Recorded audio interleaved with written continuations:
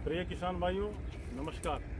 गन्ना मित्र DCM Shri Ram sugar live कार्यक्रम में आपका हार्दिक स्वागत, अभिनंदन। किसान भाइयों, जैसा कि आप भलीभांति जानते हैं, हम समय समय पर गन्ने में चलने वाली गतिविधियों को लेकर फेसबुक लाइव कार्यक्रम करते रहते हैं। आज हम आपके बीच में गन्ने के बीज का चुनाव, गन्ने की गुणवत्ता, बीज का उपचार तथा पौधशाला लगाने पर चर्चा करेंगे। इन विषयों पे चर्चा करने के लिए हमारे साथ में अजबापुर चीनी मिल के महाप्रबंधक गन्ना श्री विवेक तिवारी सर मौजूद हैं। आज हम उनसे इन पहलुओं पर विस्तृत चर्चा करेंगे। विवेक तिवारी सर, आपसे आग्रह है कि हमारे फेसबुक लाइव के व्यूवर्स को इन तीनों विषयों पर विस्तृत जानकारी दें, जिससे किसान भाई हमारा रोग रहित गन्ना उगा सकें। किसान भाइयों को आप हमारे विस्तृत जानकारी। धन्यवाद रमेश। सर्वप्रथम सभी किसान भाइयों को बहुत बहुत नमस्कार और इस फेसबुक लाइव कार्यक्रम में आप सभी का स्वागत है। किसान भाइयों, आप सभी लोग काफ़ी समय से गन्ने की खेती करते आए हुए हैं और स्वस्थ गन्ने का बीज जैसे किसी भवन के निर्माण में उसकी नींव होती है, उसी तरीके से है। यह न सिर्फ हमारी फसल को निरोग रखता है, बल्कि अधिक से अधिक पैदावार लेने में भी हमारी मदद करता है। तो ऐसे में बीज का चुनाव गन्ने की बुआई के समय पे सबसे महत्वपूर्ण और सबसे प्राथमिक कार्य है, जिसके ऊपर हमको अवश्य ध्यान देना चाहिए। और एक चीज़ और बताते चले कि हम सभी लोग जब अन्य फसलों की बुआई करते हैं तो बीज को कहीं अलग से छांट के रखते हैं या बाजार से अधिक मूल्य पर हाइब्रिड सीड लेकर के आते हैं या शोधित बीज ला करके उसकी बुआई करते हैं। अच्छे से अच्छे बीज की जो है जी खोज करते हैं। हाँ, बढ़िया जी। और वही देखा जाता है कि जब हमें गन्ने की जब बुआई करनी होती है तो गन्ना काटा और उठा करके बो दिया, या जिस समय चीनी मिल चल जाती है उस समय जिस खेत से हम गन्ने की आपूर्ति कर रहे हैं उसी गन्ने को काट करके और खेत में हम बो देते हैं। जबकि यही जब अन्य फसल में होता है तो हम बीज को छांट करके रखते हैं या बाजार से बीज अलग से खरीदते हैं। तो आज कुछ महत्वपूर्ण बिंदुओं की तरफ आपका ध्यान आकर्षित करना चाहूँगा कि जिससे कि हम सभी लोग गन्ने के बीज की तरफ किस तरीके से गन्ने के बीज गुणवत्तापूर्वक बीज को चुनाव करें, किस तरीके से उसको रखें। तो सबसे पहली बात यह है कि जब हम गन्ने के बीज का जो चुनाव करने जाएं तो 3-4 बिंदुओं के ऊपर अवश्य ध्यान रखें। सबसे पहली चीज़ कि जब गन्ने के खेत में जाएं तो यह अवश्य देख लें कि उस गन्ने के खेत में किसी प्रकार का मिक्सचर ना हो, कोई अन्य प्रजाति ना हो। जिस प्रजाति का बीज गन्ना हम बोने जा रहे हैं उसी प्रजाति के गन्ने हमारे खेत में हों, अन्यथा एक आंख से कई गन्ने बनेंगे और यह जो मिश्रण यदि उस बीज में खेत में कम है तो आने वाली फसल में वो काफ़ी ज़्यादा बढ़ सकता है। दूसरी चीज़, उसमें कोई भी गन्ना किसी प्रकार का रोग ना लगा हुआ हो, कोई इसमें बीमारी ना लगी हुई हो, जिससे कि हमारे आने के समय अगली फसल में जमाव उसका अच्छे से अच्छा हो सके और कोई भी ऐसा रोग हमारे जो अगला जो बुआई करने जा रहे हैं उस खेत में ना आने पाए। साथ साथ यदि गन्ने की फसल 8 से 10 महीने का अगर हो तो वह बीज के लिए सर्वोत्तम माना जाता है, क्योंकि उसका जमाव अधिक तेजी से होता है।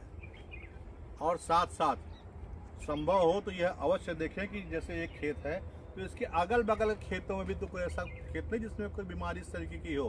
खास तौर पे लाल सड़न का ध्यान अवश्य रखें, क्योंकि वह पानी से भी बगल वाले खेत से इस खेत में हो सकता आग चुका हो, लेकिन अभी हमें ऊपर से उसके जो दिखाई ना पड़ रहे हैं उसके जो लक्षण है वो सकता भी हमको दिखाई ना पड़ रहे हो। तो इन चीज़ों का हमको अवश्य ध्यान रखना चाहिए। और इसके जैसे ये खेत आप देख रहे हैं, ये खेत 8 से 10 महीने का ही खेत है इस समय आज की तारीख में, और इस खेत से हमने बीज हम लेंगे और इसके बाद आपको दिखाएंगे कि बीज का चुनाव करने के बाद बीज का उपचार किस तरीके से करें।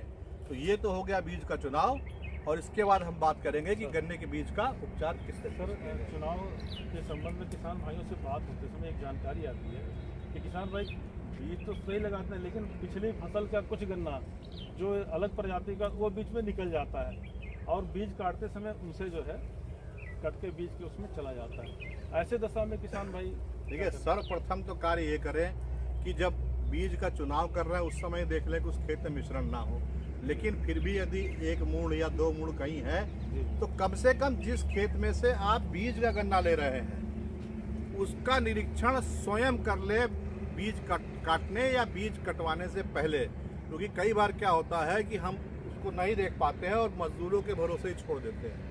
तो वह जितने अच्छे तरीके से आप लोग उसकी पहचान कर सकते हैं उस प्रजाति की या रोग बीमारी की उस तरीके से हर व्यक्ति नहीं कर सकता है। तो एक तो इसका ध्यान रखें, और यदि इसके बाद भी कहीं चूक हो जाती है तो जब बीज का उपचार करते समय जब बीज के टुकड़ों को काटेंगे तो हाँ, कटाई करते समय तो उस समय जरूर अपनी मौजूदगी में यह कार्य कराएं कि जिससे यदि उस समय कोई रोग वाला गन्ना हो या कोई गन्ना बीमार हो या अन्य प्रजाति का कोई गन्ना आ जाए तो उसी समय उसको हम छांट लें। क्योंकि जैसे पहले बताया, ये जब मल्टीप्लाई करेगा, जब बढ़ेगा तो एक गन्ने से 10 गन्ने बनेंगे, तो आने वाले खेत में ये और ज्यादा फैल सकता है जो मिश्रण है। तो आइए चलें बीज की तरफ देखें, बीज का कैसे करना है ट्रीटमेंट।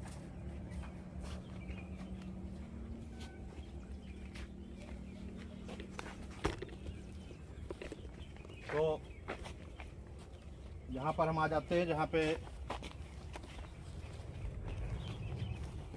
आपको दिखाएंगे कि किस तरीके से बीज को तैयार करना है और बीज का शोधन करना है। आइए, सबसे पहले बीज के हमें 2 आंख के टुकड़े काटने हैं। गन्ना ले आइए। ये सब 2-2 आंख के, 2-2 आंख के टुकड़े।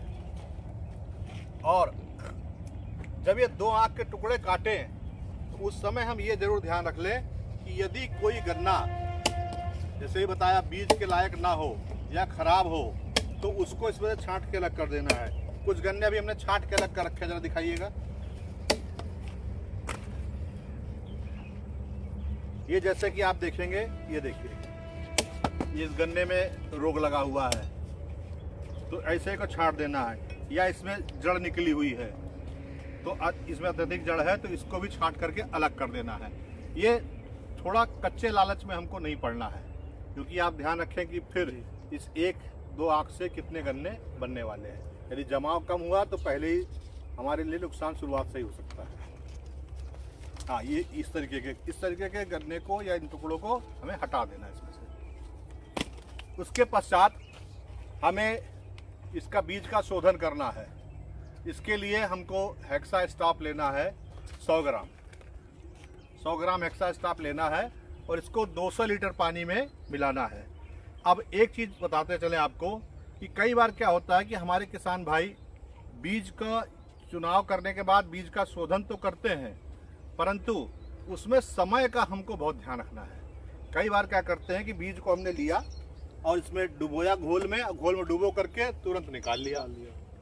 लेकिन इसके अंदर कम से कम हमें 4 घंटे से लेकर के 12 घंटे, बल्कि सीधी बात अगर कहें तो उसके लिए हम रात भर उस बीज को उस घोल में रहने दें। इससे क्या होगा कि जो फफूंदी नाशक है, हेक्सास्टाप एक फफूंदी नाशक है, तो यह अपने अंदर सोख लेता है, इसको गन्ने के टुकड़ों में सूख जाता है। जैसे भी आपको निकाल के दिखाते हैं तो यह सोख लेता है आपस में, और जब यह सोख लेता है तभी यह इसके अंदर होने वाली सभी बीमारियों को रोक पाएगा।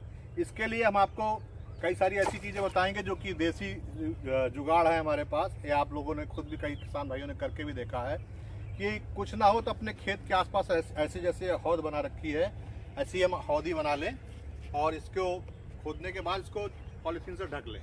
और जब हम इसको पॉलीथीन से ढक लेंगे तो इसके अंदर पानी भर दें और इसी में घोल बना लें और रात में बीज काट के डाल दें और सुबह इसको बुआई के लिए निकालें।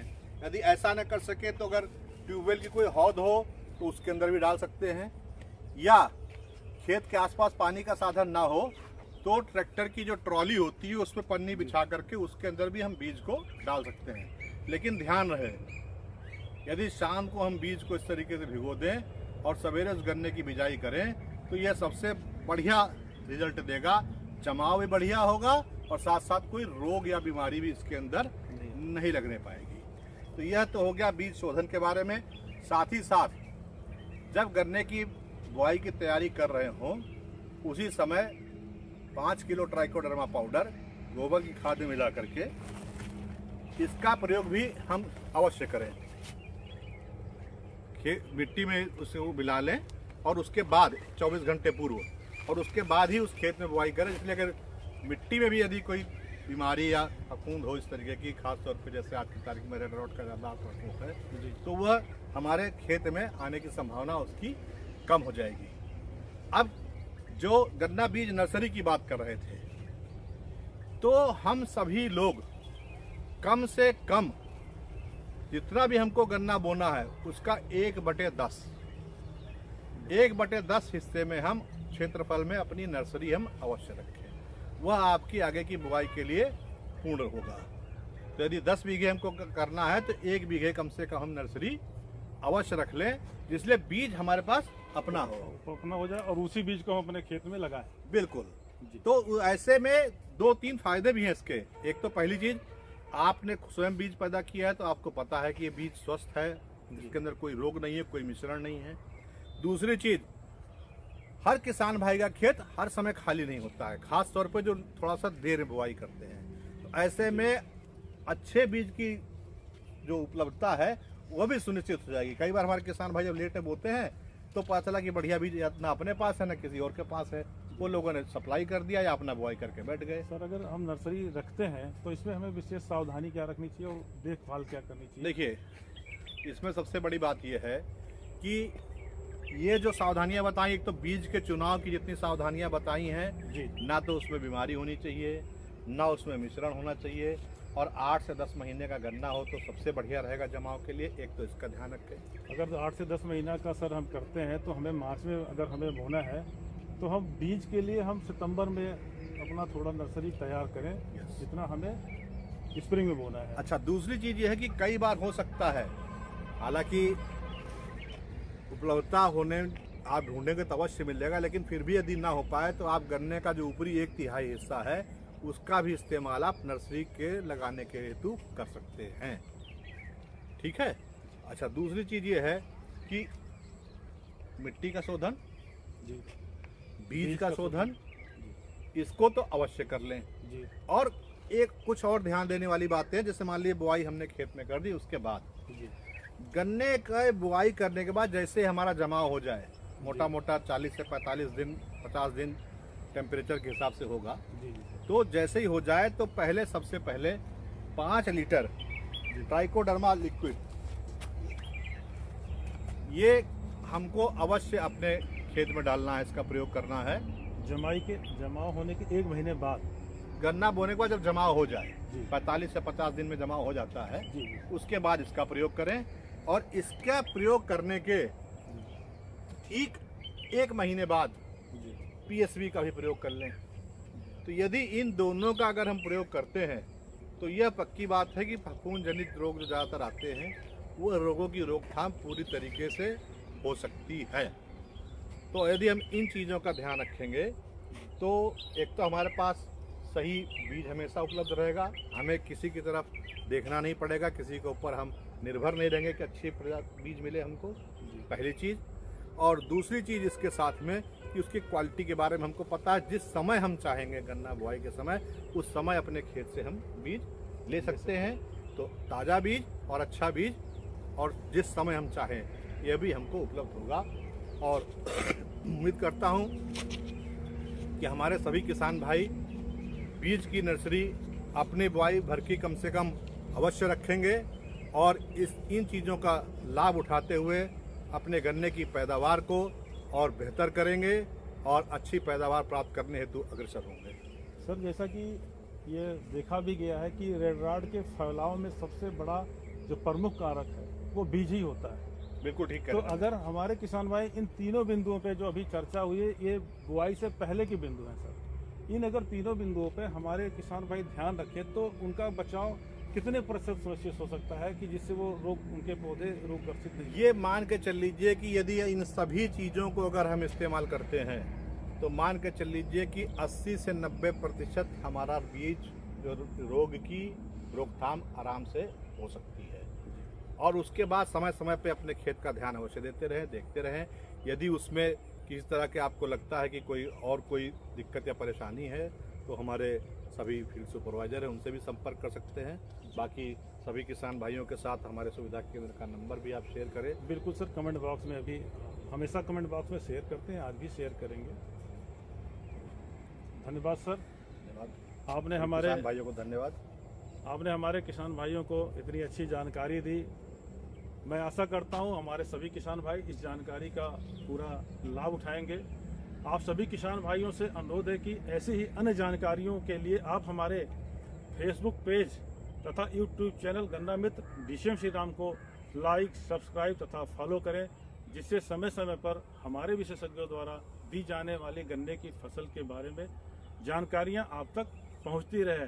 साथ ही साथ किसी भी प्रकार की किसी भी समय गन्ने की फसल के बारे में जानकारी लेने हेतु हमारे सुविधा केंद्र के नंबर 05853350001 पर कॉल करें। हमें इजाज़त दें, फिर मिलेंगे एक नए विषय के साथ। धन्यवाद, नमस्कार। नमस्कार।